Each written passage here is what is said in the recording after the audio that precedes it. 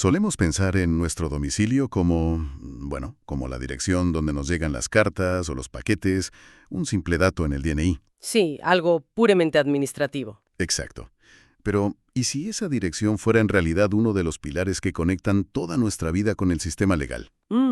Hoy nos vamos a asomar al ordenamiento jurídico colombiano para analizar a fondo un concepto que parece muy sencillo, pero que en realidad es increíblemente complejo y relevante: el domicilio. Precisamente. Y el material que hemos analizado para esta inmersión plantea una pregunta clave. ¿Cuál? En un mundo de movilidad constante, de teletrabajo, de vínculos repartidos por todas partes, ¿cómo funciona realmente algo tan aparentemente fijo como el domicilio? Claro, ya no es tan fijo. Ya te adelanto que no es un concepto estático para nada. Pues esa es nuestra misión hoy. Vamos a descubrir por qué algo tan cotidiano como dónde vivimos es un eje fundamental del derecho. Un eje que define desde qué tribunal nos puede juzgar. Hasta cómo se interpreta un contrato que hemos firmado. Es que es alucinante. Y para ello exploraremos su doble naturaleza. Por un lado, como un derecho fundamental, protegido por la Constitución, ¿Vale? y a la vez como una herramienta técnica esencial para que la justicia funcione. Y veremos que no es lo mismo el domicilio civil, el que pactas en un contrato, o el que te asigna la ley. De acuerdo.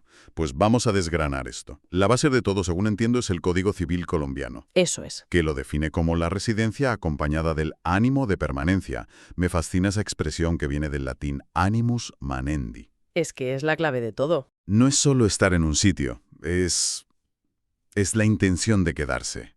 Exacto. El domicilio tiene dos elementos que no se pueden separar. Por un lado, el elemento objetivo, que es muy fácil de entender, la residencia física, el hecho de estar ahí. El donde duermes, básicamente. Sí, pero por otro está el elemento subjetivo. Y ese es el interesante. Es esa voluntad, esa intención de convertir ese lugar en el centro principal de tu vida, de tus intereses. Espera un momento, a ver si lo he entendido bien. Dime. ¿Me estás diciendo que legalmente mi abono del gimnasio, el colegio de los niños o donde tengo mi médico de cabecera podría ser una prueba más sólida de mi domicilio que la dirección que pone en mi DNI? Pues has dado en el clavo. Porque eso es un giro de guión en toda regla. Suprema de Justicia de Colombia no se quedan en la superficie, en el registro formal del padrón. Van más allá. Buscan pruebas de la realidad material, de dónde está el verdadero centro de vida de la persona. O sea que la ley intenta buscar la verdad más allá de los papeles. Exacto. Y para eso se admiten todo tipo de pruebas para demostrar cuál es ese centro vital. ¿Como cuáles, por ejemplo? Pues mira, las facturas de los suministros, el agua, la luz, el gas, los contratos de trabajo, las matrículas escolares son una prueba muy fuerte. Incluso testimonios de vecinos. ¡Qué curioso! Y aquí nace una de las tensiones centrales del tema. ¿Cuál? La que existe entre la formalidad de un registro, que busca dar seguridad, y la realidad material de la vida de las personas, que a menudo es más compleja y desordenada.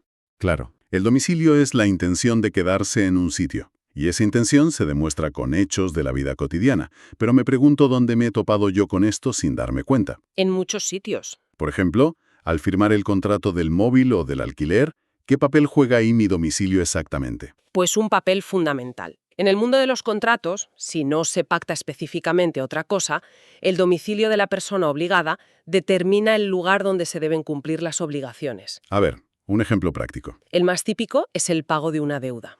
Si te debo dinero y no hemos dicho dónde te lo tengo que pagar, la ley presume que debo hacerlo en mi domicilio. Yo te pago en mi casa. Entiendo, pero intuyo que esto tiene implicaciones más profundas, sobre todo para proteger al ciudadano de a pie. Mucho más profundas, sí. Aquí entra en juego la protección de la parte que se considera más débil en un contrato. ¿Te refieres a...? Especialmente en los llamados contratos de adhesión. Ah, los de o lo tomas o lo dejas. Cuando hablas de contratos de adhesión, te refieres a esa letra pequeña que nadie se lee, ¿no? Exacto. Los términos y condiciones de una red social, el contrato del seguro del coche, esos en los que o dices sí a todo o te quedas sin el servicio. Esos mismos. Pues en esos casos, el domicilio actúa como un escudo protector. ¿En qué sentido? Se busca evitar cláusulas abusivas.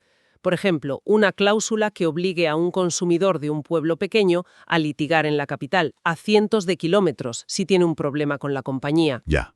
Eso sería una barrera enorme, claro.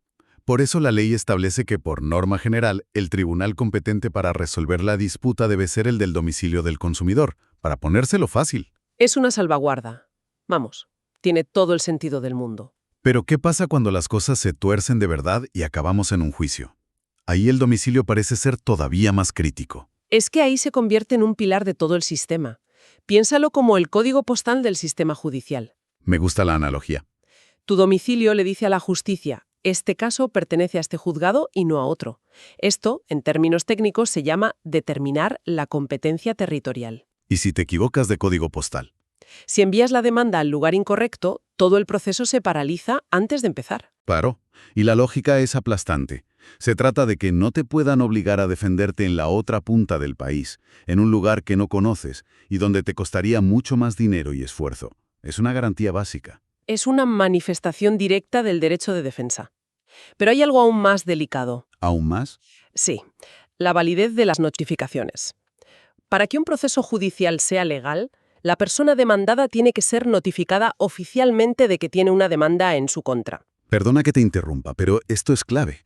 Entonces, si una empresa de mensajería dice que me ha entregado una citación judicial en casa de mis padres, donde yo ya no vivo desde hace años... ¿Y esa no es la dirección que consta oficialmente? No, es una dirección antigua. Ese juicio podría no ser válido. Podría ser completamente nulo.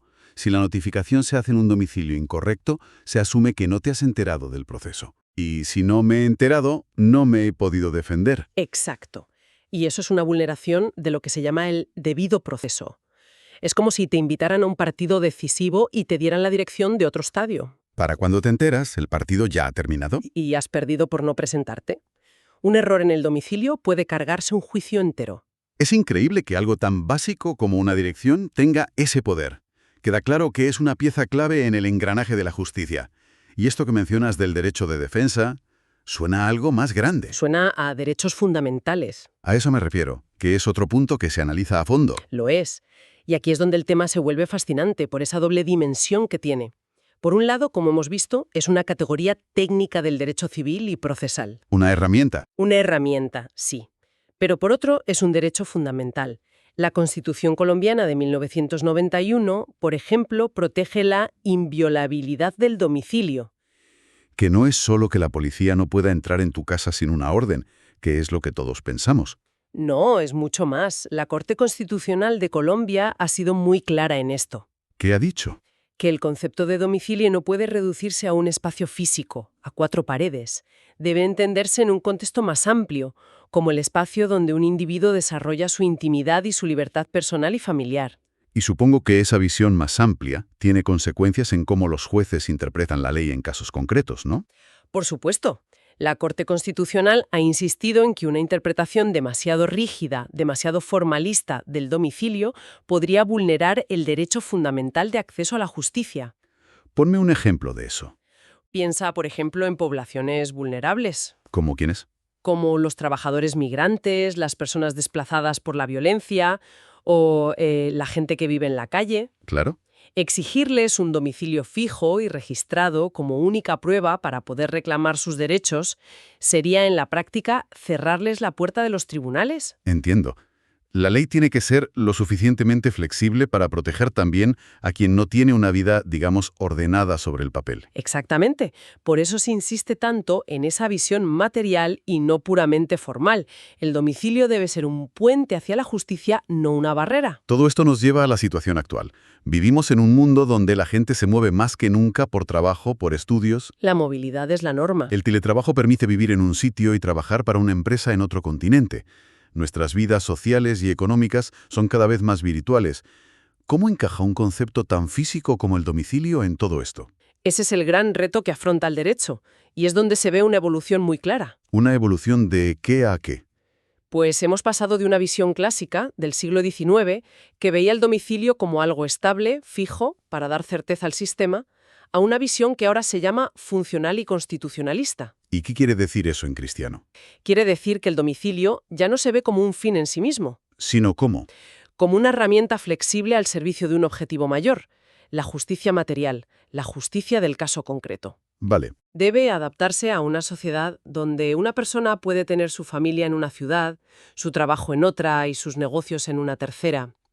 El derecho tiene que dar respuesta a esa complejidad, no ignorarla con ficciones legales que ya no se sostienen. De acuerdo. Hemos recorrido el concepto, sus aplicaciones prácticas en contratos y juicios y su dimensión como derecho fundamental. Si juntamos todas las piezas del puzzle, ¿cuál es la gran foto que nos queda? Pues mira, la primera gran conclusión es que el domicilio es un instrumento jurídico estructural. O sea, no es un detalle menor en un formulario. Para nada. Su correcta aplicación es indispensable para garantizar dos pilares de cualquier Estado de Derecho. ¿El primero? Por un lado, la seguridad jurídica, que las reglas del juego sean claras para todos. ¿Y el segundo? A un juicio justo o el acceso a la justicia. O sea, que no es solo un tema de abogados y jueces, nos afecta a todos, y mucho. A todos, sin excepción. Impacta directamente a las personas en cómo se defienden y acceden a sus derechos. Afecta a las empresas en su planificación de contratos y en la gestión de sus riesgos legales. Y a los jueces. Afecta a los jueces, que deben usarlo como criterio para repartir el trabajo de forma correcta.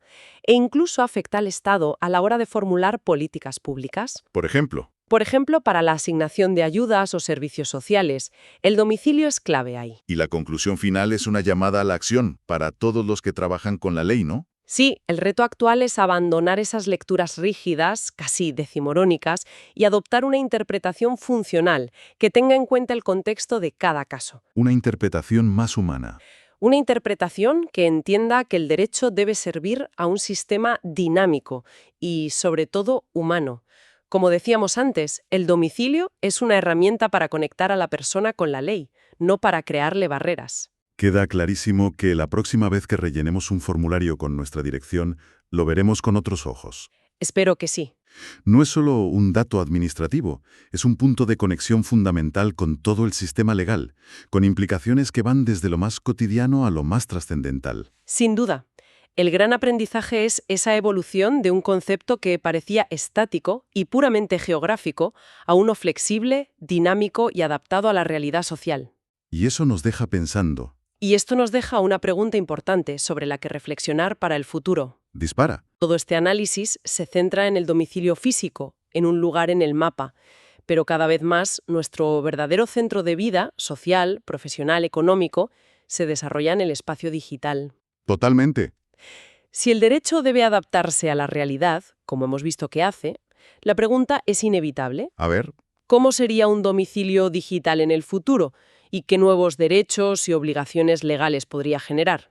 Es un territorio legal que apenas estamos empezando a explorar.